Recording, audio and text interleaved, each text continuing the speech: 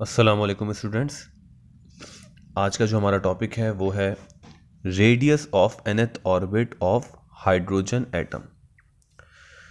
हम बोहर्स की थ्योरी के मुताबिक बोहर्स की थ्योरी को इस्तेमाल करते हुए हाइड्रोजन एटम के nth ऑर्बिट का रेडियस फाइंड करेंगे।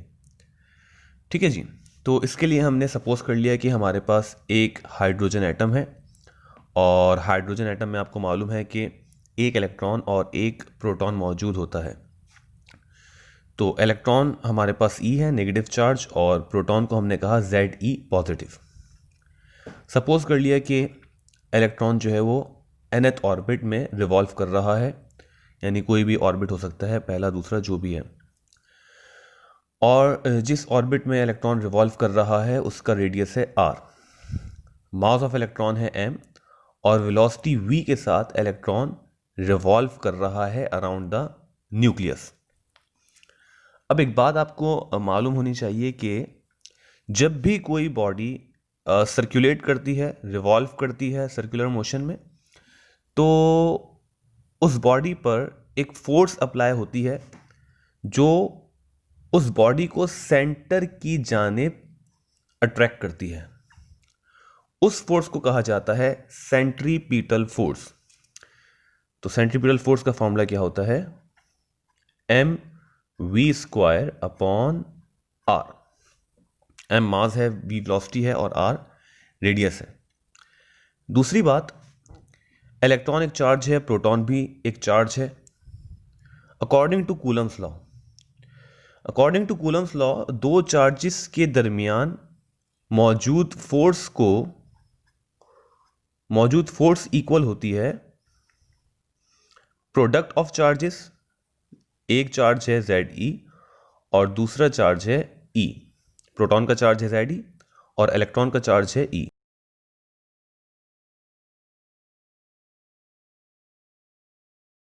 ऑफ अट्रैक्शन और repulsion between the charges is directly proportional to the product of charges and inversely proportional to the square of distance between them।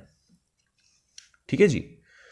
तो electrostatic force between charges inversely proportional होती है square of the distance between the charges. तो इन दो charges के दरमियान, electron और protons के दरमियान जो डिस्टेंस है वो r है, और force, electrostatic force between electron and proton inversely proportional होगी r के स्क्वायर के। ठीक है जनाब। तो अब इस तरह से इलेक्ट्रॉन और प्रोटॉन के दरमियान दो किस्म की फोर्स, दो टाइप्स की फोर्स हमारे सामने आ गई हैं। एक है इलेक्ट्रोस्टैटिक फोर्स और दूसरी है सेंट्रीपिटल फोर्स। एक्चुअली ये दोनों फोर्सेस एक ही हैं। इलेक्ट्रॉन और प्रोटॉन के दरमियान एक ही फोर्स मौजूद है, लेकिन उसके डिफरेंट नेम हमने यहां पर सामने रख दिए, डिफरेंट टाइप्स हमने सामने रख दी। सेंट्रीपिटल फोर्स जो कि इलेक्ट्रॉन और प्रोटॉन के दरमियान है, इलेक्ट्रोस्टैटिक फोर्स भी इलेक्ट्रॉन और प्रोटॉन के दरमियान मौजूद है। दोनों फोर्सेस इलेक्ट्रॉन और प्रोटॉन के दरमियान मौजूद हैं। तो ये दोनों फोर्सेस एक्चुअली बराबर हैं, एक ही हैं। नाम डिफरेंट है, फॉर्मूले डिफरेंट है, लेकिन वैल्यूज इनकी बराबर हैं। ठीक है। तो इस लिहाज से now centripetal force equal to electrostatic force, ये मेन पॉइंट है, इसको आप जरा गौर से सुनिएगा। सेंट्रीपिटल फोर्स इक्वल है M V square upon R, और इलेक्ट्रोस्टैटिक फोर्स यहां पर दोनों चार्जेस मल्टीप्लाई होंगे, ये हो गया Z E square upon R square. R will be cancel by R, so it will be M V square is equal to Z E square upon R. हमें find करना है आर का formula, तो are को हम ले जाएंगे left side पर, और एम वी स्क्वायर डिवाइड होगा। ठीक है जी। इस इक्वेशन को यहां पर स्टॉप करना होगा क्योंकि हमें v का फॉर्मूला नहीं मालूम। यहां पर हम यूज करेंगे Bohr postulate. According to Bohr postulate, अगर आपको बोहर की थ्योरी याद हो तो उस बोहर की थ्योरी में एक पोस्टुलेट ये था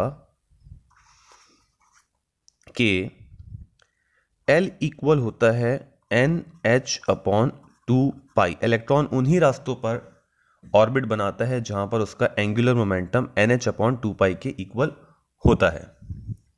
ठीक है जी। तो L इक्वल होता है, एंगुलर मोमेंटम इक्वल होता है mvr। सो L की जगह हम पुट करेंगे mvr is equal to NH/2 pi. ठीक है जी। उसके बाद हमें चाहिए वेलोसिटी की वैल्यू, तो वेलोसिटी को एक तरफ रखेंगे और बाकी m और r को हम राइट साइड पर लाकर डिवाइड करवा देंगे। ये हमें वैल्यू पता चल गई है वेलोसिटी।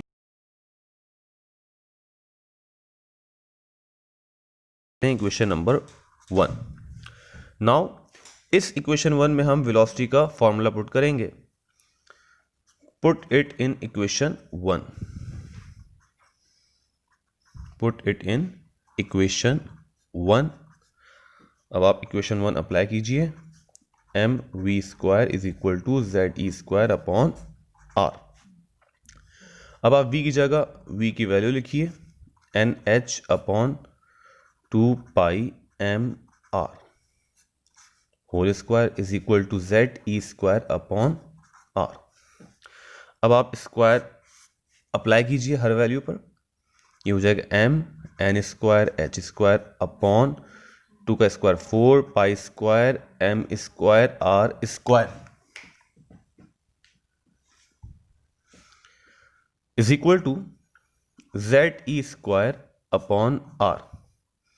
r से r हो गया कैंसिल। सो और कुछ कैंसिल हो रहा है, ये m से m कैंसिल।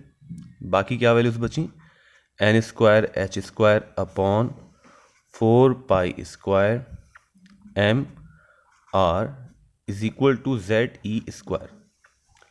हमें चाहिए एक्चुअली r की वैल्यू, तो r को हम सेपरेट करेंगे एक साइड पर और बाकी तमाम वैल्यूज दूसरी साइड पर।